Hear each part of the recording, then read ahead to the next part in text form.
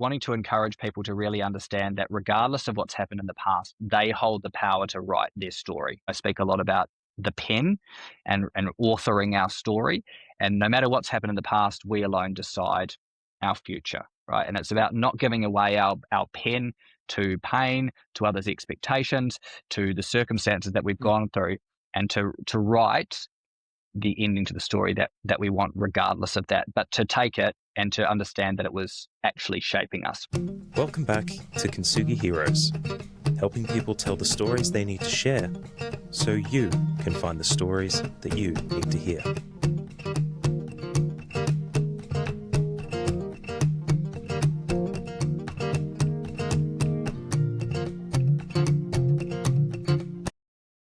Before we begin, a gentle note. Kintsugi is the Japanese art of repairing broken ceramics with gold. The cracks are highlighted, not hidden. That's the spirit that guides these stories. Today's episode explores real experiences of adversity, grief, trauma, mental and physical illness, disability, addiction, and loss. Some of what is shared today may touch on themes that feel close to home for you. If anything in today's episode brings up uncomfortable feelings, please be gentle with yourself. You are welcome to pause, step away, or come back when you're ready. If you need support, please reach out to the following services. Their numbers are on screen right now. Lifeline, Beyond Blue, 1800 Respect, Sane Australia, and Head to Health. We are deeply grateful to today's Kintsugi hero for their courage in sharing their story, and we are so glad you're here. Now, welcome to Kintsugi Heroes. Ladies and gentlemen, Kintsugi Heroes, fans and friends, welcome back to another podcast of stories that matter. And, this is our main podcast because we have main people who have main level, premier level stories, right? And today I'm very excited, as I often am, because this is a man who has turned story and purpose into a powerful movement, right? Like you seem to be. Jason Blyth, welcome to Kintsugi Heroes. You seem to be flowing on the edge of a movement, mate. Would that be fair? I would love for that to be true. I guess only time will tell. Yeah, I feel like sometimes I think life leads you in a certain direction, and it's almost like you eventually get caught in the inevitable riptide where you end up in the right place at the right time with the right job because of the right set of circumstances that you've gone through in life. And I'm hoping that ends up being the case. That is a beautiful statement because it squeezes an awful lot of questions into my head, which I want to ask about it. I've listened to your story, and it's just it's an amazing arc, right? An amazing narrative. But of course, you lived it. Tell us a little bit about what it was that you lived that has led to that that crossroads where you now are. Sort of the riptides have taken you to that point. Yeah, sure. So without going into a huge amount of detail, because there's quite a lot of different parts of my story online, but I grew up in quite a strange set of circumstances, and my story was shaped before I was even born. So for me, my mum was an absolute prodigy child. At 16, she was training with the New Zealand Olympic swimming team. She was taking the highest level piano exams that you could take in the world with the greatest students in New Zealand. And she was about to leave school early to go to university. And one afternoon, she had a motorbike accident. She was a passenger on the back of a bike that she wasn't supposed to be on. And she ended up in a coma on life support. And my grandparents, when they were met by the doctors at hospital, they'd said to them that she would never be anything more than a bedside vegetable. So after much praying and questions about what to do, they decided to switch off my mum's life support machine, but she breathed on her own. So this was the first part of the miracle, but she was still in a coma and totally brain dead. And then 6 months later, she miraculously woke up. And until the day my grandma died, she maintained categorically that mum's survival was nothing short of a genuine miracle. There's no medical explanation for her survival, but that prodigy child had died, right? Yeah. And She was now totally paralyzed down her entire right side, permanent brain damage now. And so she had to relearn to walk and talk, and her emotional regulation was now entirely gone as well. And then fast forward 10 years later, my biological father came into the scene, and one night he snuck into her room and he raped her. And that's how I was conceived. So I came into the world under quite a dark shadow, and it felt like almost like life had been set for me in a lot of ways. Yeah.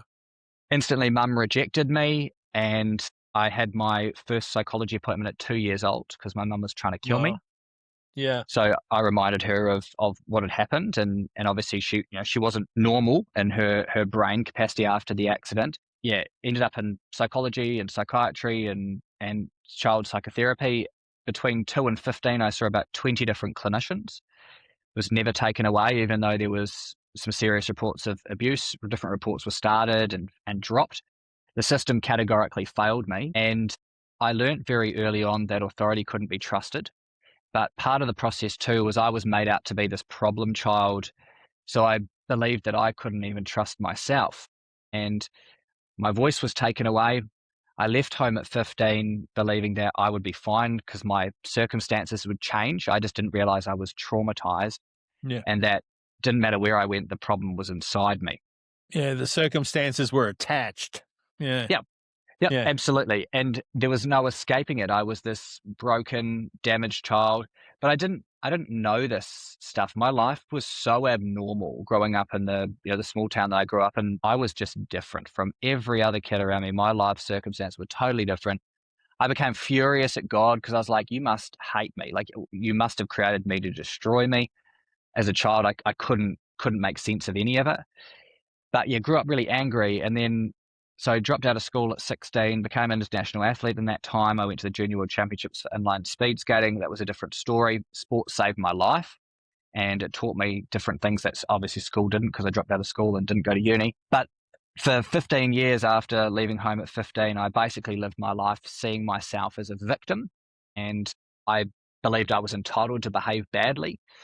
I was furious, lived with a chip on my shoulder, and wanted to bring other people into this hell that I was living. It was unintentional, but I'd become the product of my environment, and it was just full of rage, just so angry at the circumstance of the world, felt like I'd been hard done by, and yeah, couldn't make sense of it. Did a lot of drugs, was prostituting myself at 16 years old, different gambling, anything that was used for escapism. And another really dark story, and haven't really spoken about it too much, but ended up going into a satanic cult as part of my journey, because I went along the path of becoming, I was an international musician at a different stage. I recorded in Hollywood, and that was like this was leading into my death spiral, where at 29, I would wake up at 7 in the morning and I would drink a litre of red wine just so I could pass out. And I would wake up again around midday. I'd drink a second litre of red wine until I could pass out again, just because I didn't want to be awake, and it was painful to be awake. Yeah. And then I'd wake up again around 6 or 7 p.m. and I would drink a third litre of red wine until I could pass out until the next day. And I did that for about 2 months straight until I started to actually lose touch with reality. And I ended up having to check myself into a psych ward, then onto a stabilisation unit, and then into the dodgiest rehab in Sydney. And I got to this point, and I was sitting there on my 30th birthday. I was like, how did I get here? How did I end up here? And I realized it was either prison or dead if I carried on. And the only other option was to change. The final thing for me, I sat there in this rehab and I was like, man, I believed all my life that someone was coming to save me. Yeah. And I'd given my power away. I'd almost like I'd been put myself in a pair of golden handcuffs, where I just was like, someone will come and fix my problems for me. And then just dawned on me that if I wanted to get myself out of this hell, it would be entirely up to me. And that was the start of the journey, the long journey back. And that was almost 8 years ago. And gosh, life has changed drastically now. And to come back full circle to that Riptide and the whole, I think, the destiny part of it, I realized that I've been given a very unique lens and insight into a life of being failed by a system. Also, the ability to be able to communicate deeply that lived experience of what it's like to go through significant trauma and to be failed by the system. and to use my voice now to create some systemic change that genuinely ensures the rights that children have to grow up in safe homes free from abuse and neglect are actually happening, because they're not still in this country, and it's shockingly bad, but all over the West it's a systemic problem, and it's something that fundamentally it has never changed, and it does need to finally change.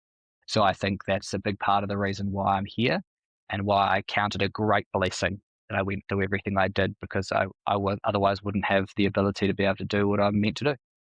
Amazing. I love that. So many questions. Let me start with a couple of questions. The first is, I just want to acknowledge the extraordinary things you've done, right? But, the achievements have been extraordinary, but also the depths and darkness has been extraordinary. So you've never lived in the middle, right? Right. And that's almost, that creates this massive narrative, right?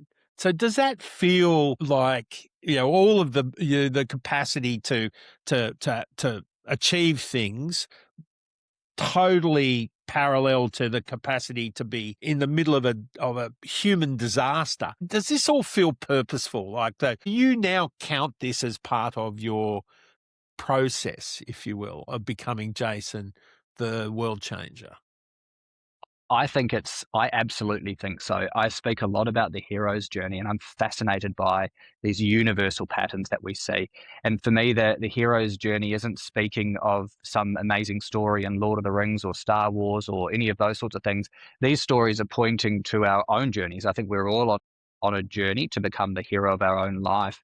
And part of the narrative is that a hero must go through trials and tribulations, face their own demon, the thing they fear most, which happens to be themselves in the dark cave, to then learn the wisdom that comes through trials, through pain and hardship. It's the only way that we learn and get refined into the product that has great value. And then to come back into the real world with the insight to not be the hero, but then to become the teacher, to become the sage. And again, you have to have lived experience to be able to do that. I absolutely think it's a necessary part of the redemption process, and it makes it so much richer. Yeah, totally.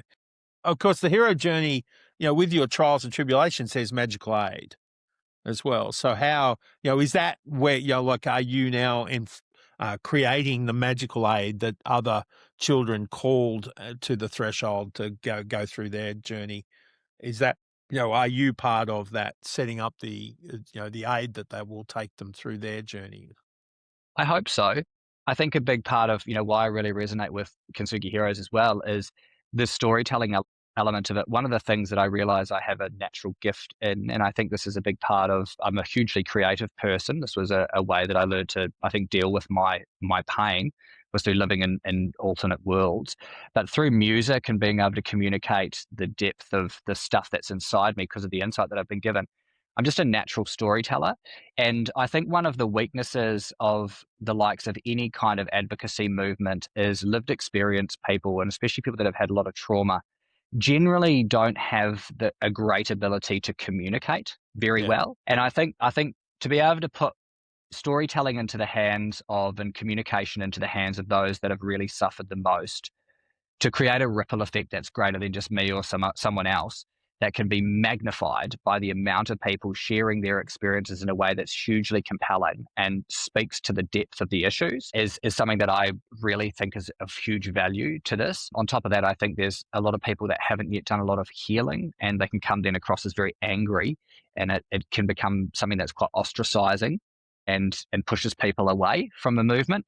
But yeah, I would hope that I can be, in a way, one of my greatest, the things I'm working on the most is to be as congruent as I humanly possibly can be, to be an example, to shine a light, to show people the way as a trailblazer without trying to sound up myself. I think that's all we can do, right? Is to literally be the absolute best that we can be, to show other people that it's possible. And I'm kind of just using my life as a bit of a test to show that I can say I can do it. And I'm trying to take this as far as I possibly can, to not just talk about how wouldn't it be wonderful if, but to go, I can tell you how to do it. Yeah. So the story you're telling is not just through the power of words, you're very articulate, but it's also through the power of being, right? I am being my story. I'm being the story you can follow, right? So the narrative is in both the person and the words, right? You So got it. yeah, I love it. A common theme I've heard you speak in other forums of pain.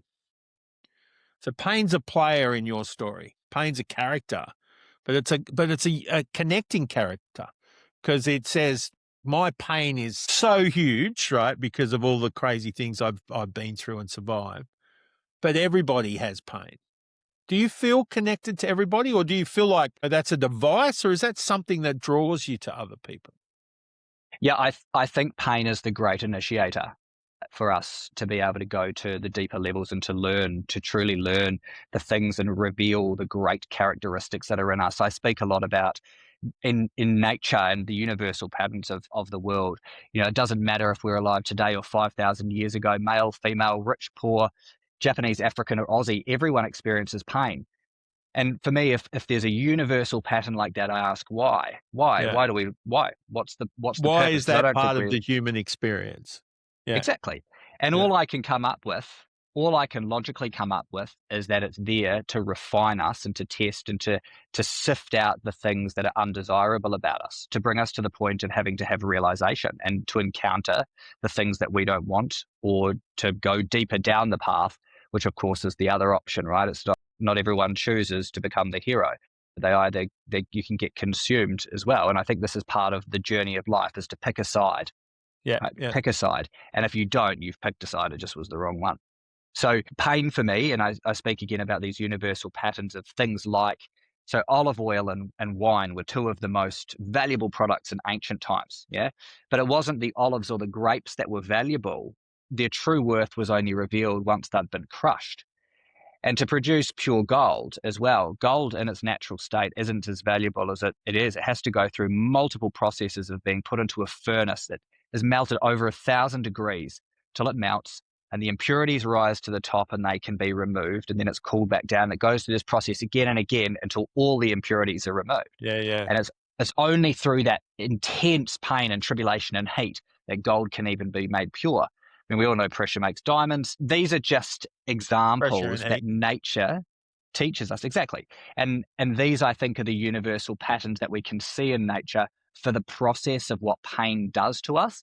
And you can listen to some of the greatest, most influential people in the world, and there's this unifying chorus of pain was the great initiator. And Yeah. it's part of the hero's journey. It's pain, it's confrontation, it's agitation. Yeah. And of course, no hero emerges with wisdom until they have died and been reborn. So that's the ultimate pain, isn't it? So I'll get to your point of death and rebirth soon, right? But I'm interested to, a quote that I fall back on a lot is pain is inevitable, suffering is a choice. How do you think you chose suffering, right? Through, you were 2 when you were first put on trial, if you will, right? So how did you choose suffering? I think initially it was programmed into me that I was told that I would be a bad child. It was almost like this self-fulfilling prophecy. When I was 5 years old, my mum sat me on her bed before I went to school, and she goes to me, "If anyone asks where your real dad is, you tell them that he raped me and you're a bastard and you're going to grow up to become just like him." And I didn't know what those words meant then, but I could feel the knife being plunged Yeah, into my soul. energetically, there's no doubt about that not being healthy, right? So Yeah, and even you to a can 5-year-old, yeah. feel the vitriol and the heat that comes through the poison being spat at you. And then going through this system where I saw all these different people and I was made out to be the problem. You know, people aren't born broken, and I was brought into this world of the mental health system, child protection, and they were like, "You're a problem child." And Yeah, I'm sitting yeah. there at 9 years old going, how is it that I am the one that's being abused and I have to come to counseling and psychology and psychiatry sessions? Like, shouldn't the people that are abusing me be here? It was this absolute warping. So I felt like I had my identity ripped away, and I started to believe all these things that had been spoken to me throughout time. And because I'd been so angry, I couldn't help but be damaged and just Yeah. live this life that was completely selfish and full of hate and rage. So a big part of my journey, obviously, I went into music and I sought for the world to love me. I thought if the whole world loved me, then I would finally find my place, and it was obviously hugely destructive. But I chose to become a villain, and I speak a lot about superheroes, and obviously there's a lot of these stories of the hero and villain arc in this, and Batman or Bruce Wayne saw his mum and father murdered in front of him at 8 years old, and that was the driving force for Batman. But then on the other hand, Eric Ledger at 10 years old in X-Men, he watched his mum murdered. And that was the catalyst for Magneto, the supervillain with immeasurable power. It was the same pain, but a different path. And my keynote is called The Power of Choice. I categorically believe that we all have a choice. And for me, I just believed that the path that I'd come from meant that that was my destiny. Like I couldn't change it. I didn't believe I could change it. I knew I wanted better. I knew that I didn't want to live this life, but I had to be one of those people, I think, that had to go to the absolute rock bottom to be faced with the choice myself to then decide whether or not I wanted to carry on. I would have probably died, I think. If I'd carried on down that path, that would have been the only alternative, or change. One of the things I think is very interesting, and we can talk about this or not, is I think we do people a big disservice by stopping them from hit rock bottom. I think this is actually part of the journey for a lot of people, is we can be so worried about where they go and the likelihood of them ending up at a bad state that we save them. We save them so much from actually hitting the point of change. And again, in the hero's journey, the hero has to face the death of self to choose to live. And so this for me, I was not someone that could learn from other people's mistakes. Yeah. I loved what you said earlier about how you felt like you were waiting for someone to give you the key, the pill, the red pill, the white, blue pill, waiting for someone to make it right. Was that like waiting for love? I feel like you'd had every bit of human care pulled away from you, right? And it seems very reasonable in that situation to be there waiting for someone to give it back, right? Especially as a kid, when you say, hang on, I have rights. Kids, I think, innately understand they have a right to be loved, nurtured, and protected, right? So when it doesn't, it's so destroying it obliterates your childhood. Did you ever think back about, love not being like completely devoid, or no one handing you that love and no one trying to make it right? How did you even cope with that? So I had two instances in my life of people showing me this unconditional love. And from my understanding and from a lot of the research that I've done into this, you only need one person to love you, to actually to stop you from essentially going along the path of what would become sociopathic or psychopathic, where you basically become devoid of all human emotion. And so for me, it was actually my grandma as a child. I grew up living between my mum and my stepdad and my grandparents. So when my mum was raped, my grandparents were Catholic. So abortion was not an option, right? But my mum was incapable of even looking after herself. Yeah, the level of crime that was committed against her was, big tough. But my grandparents also, I think they felt something greater about the story arc, because my mum also wasn't supposed to be even able to have kids after her accident. Wow. She was raped once as a virgin, got pregnant, and I think they felt there was something to the story. So they played their part. My granddad died while I was relatively young. He was a heavy smoker and had a lot of strokes and became incapacitated through that process. But my grandma basically gave up her life for me and raised me as if I was one of her other 8 children. And if it was not for her, I don't know where I would have been. And so she instilled in me this early idea of God, of faith early. They had great morals, that she would have been well into her 90s now. Just fantastic morals, good ethics, and taught me and raised me as if I'm a generation older than I am. So yeah, I feel hugely, hugely blessed because of that. But then our relationship broke down as I got to about 12 years old because I started to become hard to deal with, and she was aging. She couldn't cope with me anymore, and I eventually had to move like more full time back in with my mum and my stepdad, which was horribly dangerous. And then I was going to either end up homeless or in full time foster care, and that was when I moved out of home full time from the South Island of New Zealand to the north. But so my relationship with my grandma pretty much ended at that point. I mean, we still maintained contact, but she lived in New Zealand, and then I lived away. Moved to Australia when I was 21, and then had many different relationships. Obviously, was looking for love, looking for connection. But one of the things that I find so fascinating was I was completely unconscious to and unable to accept love. Like I'd been so conditioned to believe that people would leave and didn't genuinely love me, and was so suspicious of everything and everyone and so untrusting that if someone said they loved me or they cared about me, I would stretch them as far as I humanly could to test whether or not they would actually stay. And I would do horrible things to break people just to prove that eventually they would leave, so that unconsciously I could say I'm too much and I'm not worthy of love and all this kind of thing. And the other person is my wife now, and we've been together for 13 years. And in that process, mate, she got taken to absolute hell, to genuine hell with me, and went through some horrible, unspeakable things. Never threatened to leave me through any of the process until the point when I was 29, when I was drinking all that wine. And she was the one, she rang me one afternoon because I was going absolutely insane. The people I was living with at the time were like, he has to leave. We have to call the police to get him out because he's a psycho. And she just knew that she couldn't take any more. She'd finally reached her limit. And very calmly, she said to me, if you don't check yourself into a psych ward today, I can never speak to you again. And something in me just knew that I was going to lose everything good, just literally everything, have the full carpet ripped out from underneath me. And she booked me an Uber. I got in the Uber, went to the psych ward, and she was like, I'll stick with you as long as you do get yourself right.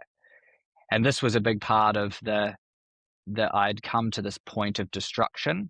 And I know if I'd carried on, I would have lost everything. And like I said, prison or dead, that was it.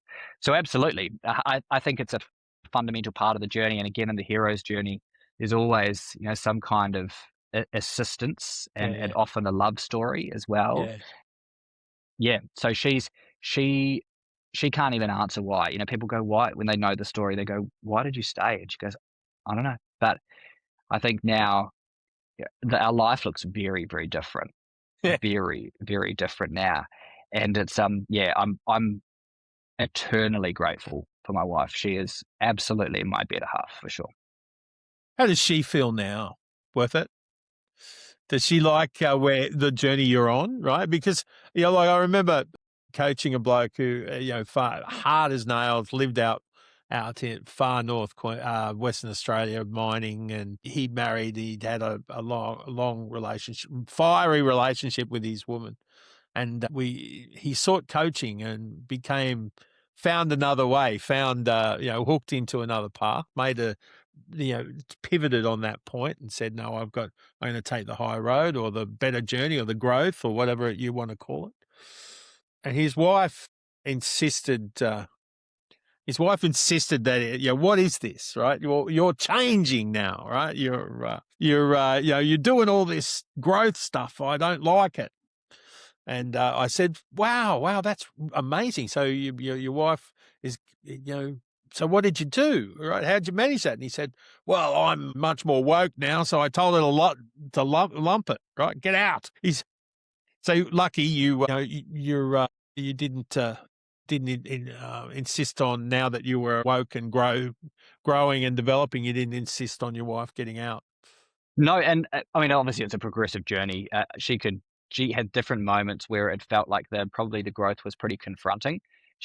As I said, I'd been in a stage where I'd gone into satanic cults and things like that, and she was with me. So at different stages of my journey, she had natural trauma around the rapid growth or the different paths that I was taking, and she was suspicious about where it would go. But she came along the journey, and it's been she's on the same journey that I'm on now. We have an almost 11-month-old son as well, so that's added a huge different part. And I also think this is part of the redemption process of the hero's journey. It's like a healing in a way of being able to give my son the childhood that I never got. And although it's not my childhood, it helps me to, I think, have closure by being able to just give him the love that I would have wanted. Yeah. So but she's fully on the path. I think that she also knows that this was always meant to be. And I think there's probably a big unexplainable element to why she is still with me here, but almost like it was destiny without it sounding too spooky. Well, it's quite spooky all up on your story, right? So the miracle of your birth, why not have a miracle of your marriage and then the miracle of your son, right? Who is, inherits all of those miracles, right? So, it's beautiful. The purpose of pain to reform and to bring wisdom to the fore in your story. What has that asked you to do now? Like, what purpose is coming out of that whole process? What do you want the world to be? Like you said, you've got a mission for children, right? Who were in a situation similar to yours. But what's the message? What do you want us to do? So for me, there's two parts to the stuff that I do, and my speaking is the vehicle for both, right? So on the one hand, the big lot of speaking is to speak to people that have lived part of their life, they've experienced a lot of pain or hardship, or maybe they just don't feel like they're where they're supposed to be in life or hard done by life. For me, it's really about being able to put the power into their hands to let them know that pain was never designed to break them, but it's about formation. And it's all in the perspective. It's all in the way that we look at it, look at the hardship. And I genuinely believe if we look at the hardest things that we've gone through in our life, I think life happens for us rather than to us, and pain is part of that process. And if we look at it through a different lens, we'll generally find that we've been given some pretty incredible gifts. And I do believe that if the world was running in the way that I think it probably should have been running, then that makes a place for people to have this redemptive process themselves, where their pain becomes the purpose and the wisdom and the insight to help heal humanity too. It's that lived experience that can then, I think, it reveals the purpose of what we could be doing to help mend and heal our communities and our societies around us. But I don't think we live in a world that's shaped in a way that's necessarily practical for people to be able to make money doing that or to pivot with the pressures of life. So it's more fantasy-esque. But so there's that side, wanting to encourage people to really understand that regardless of what's happened in the past, they hold the power to write their story. You've heard I speak a lot about the pen and authoring our story. And no matter what's happened in the past, we alone decide our future, right? And it's about not giving away our pen to pain, to others' expectations, to the circumstances that we've gone through, and to write the ending to the story that we want regardless of that, but to take it and to understand that it was actually shaping us. So that's the one side. But then, of course, as I mentioned, it's the systemic change to be able to take what's happened to me, like I was just saying, and use that for the ultimate purpose. Like, isn't that the perfect redemption? If that was the thing that gives me the ammunition, the authority to be able to speak on behalf of, to reclaim my voice on behalf of all those that don't have a voice, and to genuinely create some change, that for me is the ultimate redemption process. It makes all of it worth it. And it feels like that's what I'm here to do. So I want people to understand that pain is an initiator. It's something that brings us to something greater, but it's all in the perspective. And regardless of any of the stuff that we've gone through, we have a choice ultimately to decide the path that we're going. Yeah. It's interesting from my observation and experience, you don't remember pain. You remember the suffering you went through, the experience of the discomfort, the rejection, the circumstances you found yourself in that felt overwhelming or miserable, right? But you don't remember the pain itself. And I come to think that that's part of the gift of pain. Once it's beyond it, you can then start to forgive. Did you learn how to forgive? Like, this is some pretty awful stuff you've had to deal with. Did you forgive any of it? I don't think you can genuinely live a life like this without going. I think it's a necessity. It's an there's no question about whether or not forgiveness is necessary to be truly free. I think that unforgiveness leads people to always be the victim of someone else. And without forgiveness, you will be someone's victim. So I had to go through the process of course, coming to terms with and forgiving my mum and making peace with all of that and being able to try and rationalize that although I couldn't understand it, she is brain damaged, and to even try and remedy and have some kind of a relationship with her now, which is very hard. Like it is hard. She's got no recollection. Conversations are very basic. It's like she's a 10 or a 12-year-old mentally. And conversations just always the same kind of thing. How's the weather? It's super basic. She'd have no recollection of anything that's happened before. Wow. And it's hard. It is hard. But I believe in the Bible, and as far as I'm concerned, it's like it determines universal laws and principles as well. And part of that is that you can't be forgiven without forgiving others. And I try and live by that. I have to try and make peace with the system as well for failing me. But you'll always be eaten up if you don't come to terms with this. And again, I think this is part of the hero's journey, right? Yeah. It's the rage, it's the unforgiveness, it's the anger, it's the bitterness that festers, and it becomes a seed that then buds forth and brings forth fruit. And for most of my life, I was living in total unforgiveness. And when I was creating music, it was designed to bring people to hell with me. Yeah. I was like a Pied Piper then, but Wow. leading people to hell. And this is, I think, your capacity for evil is also the capacity you have for good. And this is kind of my journey. It was like you said, it was there was no grey. It was black or white. Yeah. And I think that's a trauma response too, right? Like it helps you make sense of the world. You're either this or that, but it can be a weakness of ours because there is a lot of grey in life. And Well, the nuance is life, right? The black and the white are extremes, right? So, yeah, and you were sort of living in extremes, right? So, yeah, exactly. And it's how we partition and make sense of, and this cognitive dissonance to hold two opposing ideas at the same time it's almost impossible for humans. It takes some great insight, and I think the ability to control your mind, which you can develop too. But yeah, so for me, it definitely, man, forgiveness is a absolute necessity, and it's something that genuinely I think is the thing that sets us free. Because it's not necessarily about saying that what you did, I excuse what you did, but it's about being able to release the bondage to it. absolutely. It's not an easy skill, right? And when the further, I often think the blacker the place, the harder it is to see the color of forgiveness. How did you manage? What was the key to you letting go of what no one should have endured, let alone a young kid?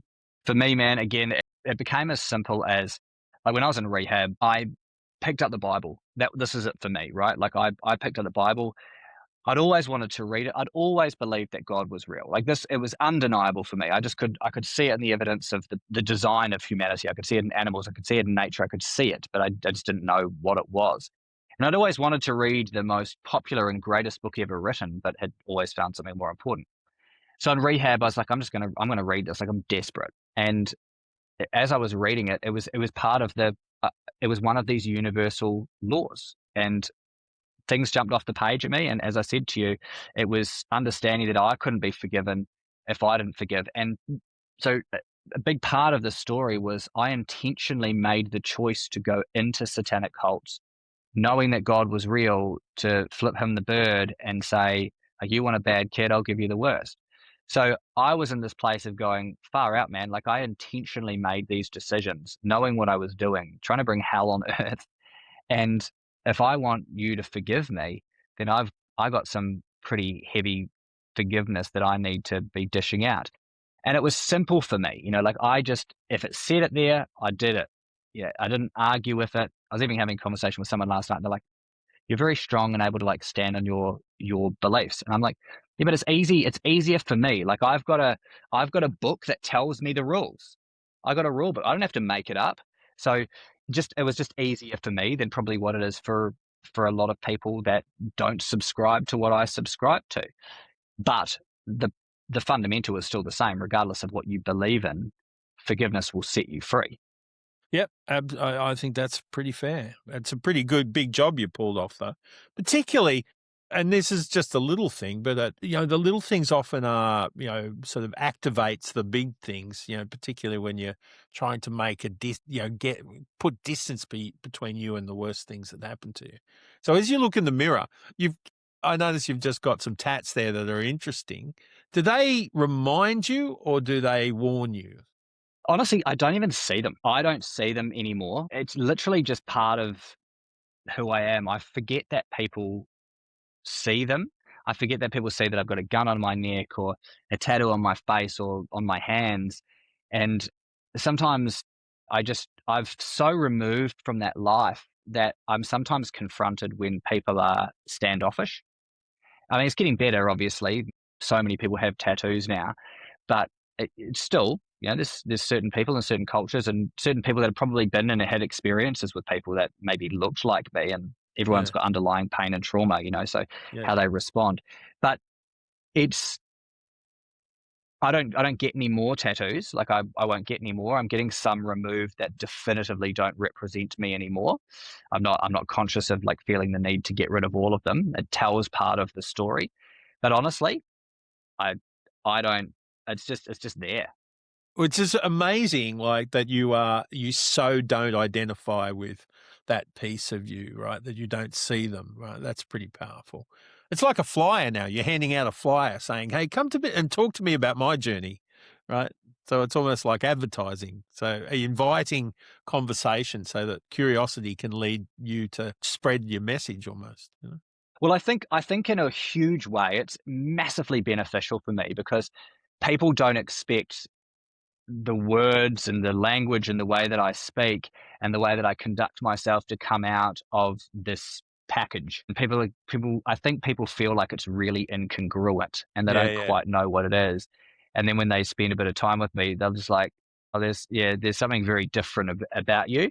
yeah. So, and I mean, for young people, it relates obviously really well for young people as well. I can walk into somewhere, and if I go into a school or something like that, I've got probably a bit more credibility than an old dude in a suit.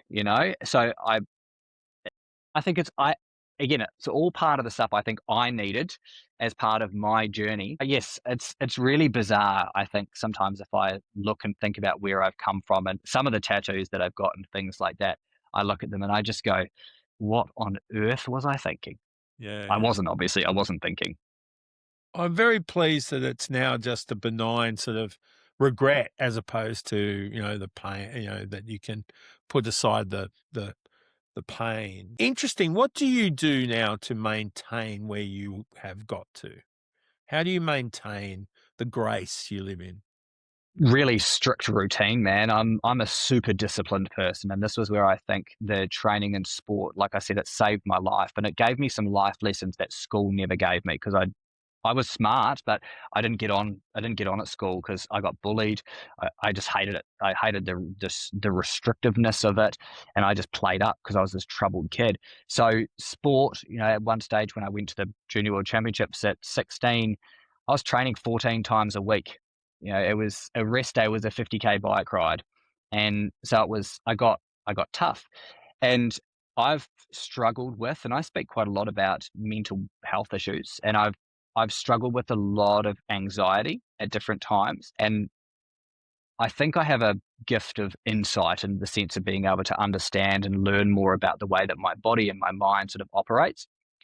But for a long time, I lived in a glass box where the walls kept closing in. And now I'm very intentional about seeing how I can push myself out of that glass box to take back the ground.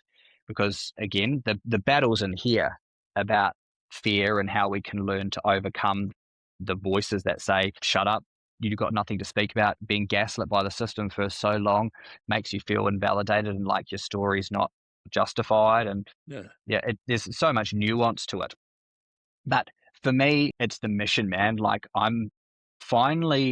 I always knew I had a job to do, the thing that kept me alive as a kid, even when I was going through that stuff and not understanding any of it. I just knew one day it would make sense. I knew one day there'd be a purpose for all of it. I just knew for whatever reason. And I'm finally on that path at the start of that and on that journey where single-handedly everything about my life now is entirely about going along this path to be able to try and make the world better. And it's purely about the purpose. I wasted 30 years of my life. Now it's time for rapid, quick action. And I can't afford to slip.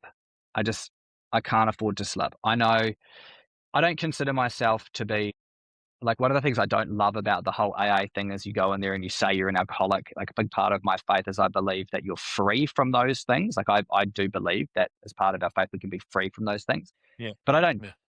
dabble with it. I don't smoke anymore. I don't do drugs. I haven't drunk for almost 8 years. I don't swear anymore. I've got swear words tatted on me, but I haven't sworn for years. I don't lie. I don't litter. I don't do things that I know. And if I can feel and I can sense when I've just got to be very careful about don't put myself in the same situations. Rehab talk is that it's people, places, and things, right? Yeah. That's part of recovery stuff. You remove the people that are negative influences. You remove the things that would try and tempt you into the old way, and you remove going to the places that you would because of the temptations and those sorts of things. Just regimented routine of intentionally going forward rather than looking in the rear vision mirror. Do you see, like, that's that's a Herculean kind of task to take on, that sort of regimen that is keeping you locked in and healthy and happy and productive. Do you see something in the future where joy is that regimen? Like where we keep growing. Do you see yourself reaching another level? Yeah, 100%. I think that I'm being trained for whatever the real mission is. I don't even think this is it. Like, this is still training. I'm nowhere near the end goal at all. I've still got my training wheels on to a degree. And the joy for me is in I'm trying to enjoy the journey. I'm someone that notices patterns, and some of the greatest and most successful people that have come from hard stuff and not are all like, it's not the destination, it's the journey, right? And I don't think I would ever be the type of person that would ever retire. Why would you want to? Like, if you are literally living your life's purpose, I don't think you retire. Yeah, I have to agree. Well, I have to agree now because I'm, it's much closer to me for me than you, right? So, like, I'm not done yet, right? So, but brilliant idea, and of course now the tools of transformation are not necessarily the cauterized assaults that you were, the pain and fire that you were going through. Now you're being forged by the influences of your child and the people who provide affirmation. But that can also be equally enticing and sort of, can equally be, to grab the reality from you. What do you do to keep grounded? When you're on the stage and people come up and say, you've just changed my life, that can equally send you down a path that isn't always useful. For sure. I think I had that kicked out of me. I think I had this snot kicked out of me. I think this was part of my journey of why I needed to go to rock bottom, is I needed to realize that even in my best efforts of going along this rock star life and all this kind of thing, I'd led myself to hell. And a big part of the deal was like, if you get me out of this, and I'm all in with this. So I don't think that I would have even been prepared to even start this had I not gone through that. Now, is that to say that I'm not going to get caught up in that? I'm conscious, and I'm not to say that it's never not going to happen. You see people slip and fall all the time, like, you hear it all the time. But I'm very well aware that this is part of the journey, And yeah, part of that journey is like, will you be seduced by Yeah. the things that used to seduce you, so that you lose your credibility? And I'm very, very conscious of those sorts of things. And this is where I think my wife is fantastic too, because we're total opposites. So she has a different line of sight and is very, I'm one of those like, let's just do it. This is an awesome idea. And she's gone, nah, you got to think about this and this and this and this. And I hate it, but at the same time, it's obviously what I need. She's my Yeah. Yeah. eyes behind. Yeah. So yeah, obviously, man, it's one of those things that I'm very, very well aware of, and the devil's sneaky. Yeah. Yeah. Yeah. Very true. What do you want? Like, I watched a video, and I was in the audience and saw your ability to connect with people, take them with you as you describe the journey, and then have them at the end feel like they want to do something that is, equally encouraging for themselves, that you have encouraged you've shown how you've encouraged them to do something like that. What do you want them to do? I want How can people, forgive? How can people take a step towards their new person, like not following you, but becoming their own hero? I think every hero has multiple different necessary traits: patience, courage, strength. And it's very easy for us to pray to be more patient, or to ask God to give us more strength, or to be more courageous. But I think the reason why we're here on earth is it's a real time test of how we can develop those characteristics, right? God doesn't wave a magic wand and poof, you're more patient.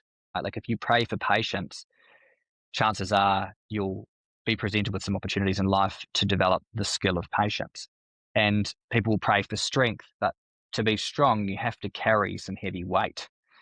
And to be courageous, you'll probably have to face some things in life where you'll have to practice being courageous. And I don't think we stop enough and analyze the traits of what we need to go to the next stage as part of this initiation on the hero's journey to develop these traits.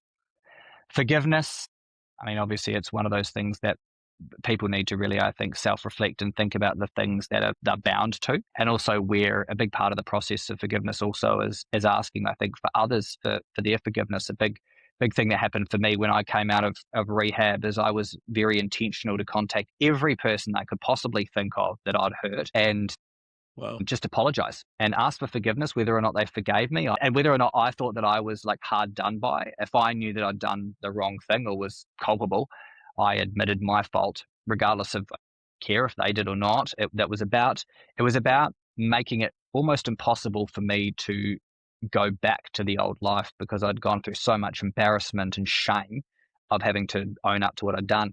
And it was like to the point where I'd even been overpaid like a week of holiday pay. And I contacted this company I'd worked at years ago. Just contacted the accountant. I was like, I have to pay Wow. this back. And he goes, don't worry Wow. about it, man. Like, they're not even going to know. And I was like, no, I have to do it. I have to pay it back. So, I went through that process. But to answer the question, man, I went like in a very simple way. I wrote down all the things that I wanted to start doing with my life. And I just started ticking them off. Like I just wanted to get my motorbike license for whatever reason. And this is like just a silly practical thing. But instead of so I wrote down everything that I wanted to achieve in the year, and I just started booking things in. Like, I'm just going to book in this motorbike license rather than just leave it and put it off. And that started a process of me realizing that I was more capable of achieving the things in my life that I wanted. And sometimes it's starting with the simple things that seem menial, and getting really good at holding yourself accountable to those sorts of things, to then be able to build up to go to the next layer and the next layer and the next layer. And I've done a lot of sport and a lot of coaching and training of people throughout time. And one of the things that you see a lot is people come in gung ho and they want to just like say fitness as an example. Done a lot of personal training, and people will come in, they've never exercised really, or maybe it's just been a long time since they've exercised. They go to bed real late, they eat bad, like all that kind of stuff. And then they'll come in and they'll go, yeah, I'm going to start getting up early every single day. I'm going to train 5 days a week. I'm going to run 3 days a week. I'm going to get all my steps in, and I'm going to hit my calories. And then 5 weeks later, after the honeymoon phase is knocked off, they fall off because it was this unsustainable goal, which was, I think it was almost set unintentionally, but intentionally deep down to cause self-sabotage. So one of the things that people can do really well is get good at doing this. And then once they get the good foundation there, add in this, and then add in the next thing, and build and build and build, and know that you're going to have stumbles and falls. Yeah. But the faster you can get yourself back up, not self-flagellate and beat yourself up and just carry on, that's genuinely the journey. And then those falls the gap becomes less and less and less. And the journey to the top is not linear, it's an undulation. But as long as you're up here and not here in 6, 12, 18, 24 months, you're on the right path. And that's the journey of life. Sounds good. You mentioned it right at the beginning about the gifts of suffering. What about the gifts in suffering? Do you recognize moments or things that happen that you're actually appreciative for, even though the story is pretty bleak? Yeah, absolutely. I still have these clear moments as well, which for me, it really was like stuff that proved my faith. It was the moments where God revealed himself to me in those deeply personal ways where I have no doubt about the journey, because it was in those dark moments that I was able to have the revelation. And often it is in those moments, right? You can't have the good without the bad, can't have the bad without the good. And for me, I would literally replace none of it. I would do everything again if it meant that I would be where I am. I absolutely would. Yeah. Like I feel so grateful for the life that I've lived because I am who I am. Like I I'm so grateful. I am so grateful because I understand that you don't get the insight and the gifts that I have if you don't go through the fire. And I'm not saying that to be like, I'm the man, but I'm appreciative of the fact that I have the gifts that I do. And I'm trying to own and accept that I do have some very unique and special gifts that only came, though, because of the experience that I had. And I think this is one of the great perspective shifts that I'd want people to take away, is that we often downplay our special gifts because it's all we've ever known and it's normal to us.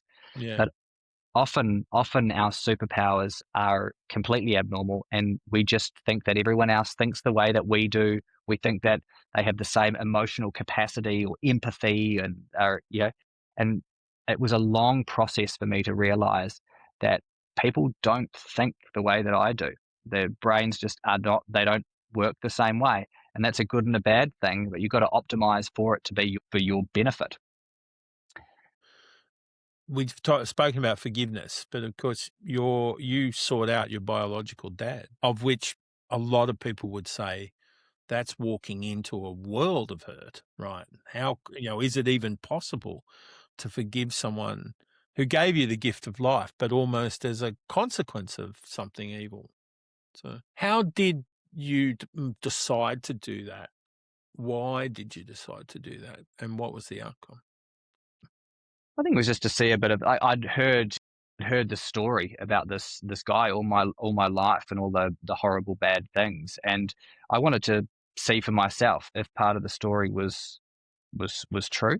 I wanted to see if he was this mess of a guy. I feel in a way like I probably wanted to make him feel like he was missing something. I think that's kind of what like any abandoned or rejected kind of kid feels like. They want to feel like that parent feels like they missed out on something, and it almost validates and gives a bit of closure. So it was much later in my life. I met him at around about 18, and it was interesting because he'd been a heroin addict for 20 years. As we sat in the room, he shook like Ozzy Osbourne, and Wow. he has way more tattoos than me. He showed me he'd had this massive gouge out of his neck and out of his stomach and out of his bicep from when he'd been stabbed and gutted. He'd been heavily involved with gangs in New Zealand and stuff. And he bragged about it. And he showed me his gun collection. He lived in the roughest part of this town called Hastings in New Zealand, in like gang territory. It was rough and quite scary. And he showed me his favorite tattoo on his stomach, which was a cartoon penis chasing after a cartoon vagina. And I didn't think about it at the time, but it was years later I realized that it was just the picture of who he was. Yeah. He was a rapist. He was a sexual predator. And he had 4 different kids to 4 different women at that stage. A kid in her 40s, a kid that was like 7 years old at the time, and it was just one of those things where I don't know his backstory, but he must have come from some pain Yeah. too. Again, it's one of those things. It's I very don't think hard. anyone chooses that much blackness, right? Without some, sort of initiating blackness, Yeah. it's like, yeah. 100%, and that's it. Like, obviously, it's a rarer instance, but kids from really good homes, it's rarer that they'll end up in that kind of depth of depravity, and it's hard. It's really hard. Again, we often see in front of us, and you'll see bad people in front of you, and you go, I don't like that person. But there's obviously a huge story behind that, and I think we're very disconnected from the reality of how people become the way that they are. Yeah. So with him, like, I realized as I left that he didn't offer me anything, and I didn't want anything to do with him. He didn't really show he didn't show any remorse or sadness or anything like that. He obviously was bragging about this bravado type of gang crime life. I was like, oh yeah, it was good. Like, it gave me the closure I saw him a couple of times. I was like, I just don't want to have anything to do with this guy. And I just left and never went back. I was like, I don't have to be him. I think in a part I was like, am I gonna be him? I was told I was just gonna grow up to become like him. So in a way, I think it was these ability to be able to close parts of the chapter and again write the story that I wanted to. Ironically, I did become like him. I mean, in the sense of like the You still had lifestyle I some lived. movement to go. Yeah. Yeah, but fundamentally, at the end of the day, he's I would imagine he's still on that path because he was old. I would have guessed he'd probably have been in his maybe 60s then, and that was close to 20 years ago. Haven't heard from him. Don't know. I wonder sometimes. I just wonder sometimes about. I don't know my brother or sister's names, even their first names, but I wonder sometimes how close I've ever come to walking past them on the street and never knowing. And sliding doors stuff. Wouldn't even know how to find them. Don't necessarily feel like I need to either. But those sorts of things are interesting. And it's interesting too, the way you describe it. It's pretty clear that you were not him, right? So maybe that whole process of lining yourself up and going, nah, this isn't me, began the process that you were able to access later to get out. I think so, and I think that everything, for me, I'm just like, everything happens for a reason. I don't struggle with that concept. It took me a while to get to that place, but where I am now, and very, like I said, I think that life happens for us. And again, it's the same with the pain. I think it's happening for us rather than to us. It's just the perspective of which we accept that or not. Yeah. Just a question on faith, right? You feel very grounded in your faith, and obviously you've built an incredible stairway on faith, right, out of what was terrible. If people haven't got that same faith, can they have an experience like yours? Is that is the first step to gain faith, or is the human condition that you've experienced and have now created purpose with, is that available to anyone at the moment? It's a good question, and I don't really know how to answer it, like in the sense of like a definitive answer. I can only speculate based on sort of like my best judgment. And I would imagine that people could have a level of it, but probably not the entire part of the genuine, like you spoke about, like a full rebirth. And I think there's an element that has to be spiritual. And I'm not saying that people can't achieve that, but I speculate that the full ability to genuinely have a genuine, fully reborn experience, the pattern that I hear throughout life is that it's attached to some kind of divine intervention choice that comes down to a spiritual thing. And again, this was the hero's journey. It was always a mystical element. There was always the spiritual nature of it. It was never solely based in the material world. And I I think that's part of the reason why we're here too, is to acknowledge that there is something, regardless of what you believe it is, to admit and to acknowledge that there is something greater and to pursue that. And I think this is one of the greatest weaknesses of our Western, but the worldwide civilization, but the Western civilization, is that I think the world's been created in such a way that it has been, there's so much distraction. Everyone has these questions of like, they most people believe in something, but they never spend the time to actually look and discover with their whole heart what it is, because we're so much under so much pressure of having to pay our mortgage, our car on tick, our credit card debt, our HEX debt, our personal debt, and then to try and find love and meaning and everything else in the world and purpose. Where do most people even have the time to go to this whole other level search and seeking? But I think this is genuinely what it is. Like the Bible says, as an example, that you'll search for me and you'll find me when you search for me with all your heart. You'll search for me and you'll seek me and you'll find me when you look for me with all of your heart. Yeah. So I think it's that was part of my journey. So my speculation is, without trying to sound like it's a lost cause, because I don't think it is. People can have a better life, but this full transformative thing, I think, I believe, because it's what my faith tells me as well, that it's a necessity. Yeah. Fabulous. What do you think you are looking forward to as, things develop and grow? At the moment, for me, I'm really looking to challenge myself and evolve as a speaker. I understand that I have a gift, and I understand I have a big story. I'm looking forward to the impact of what that looks like, to getting to a point of real unrestrainedness in my ability to connect with audiences. I still struggle with anxiety. I still struggle with the whole imposter syndrome thing. I think this is part of the stretching and breaking outside of that glass box I was talking about before.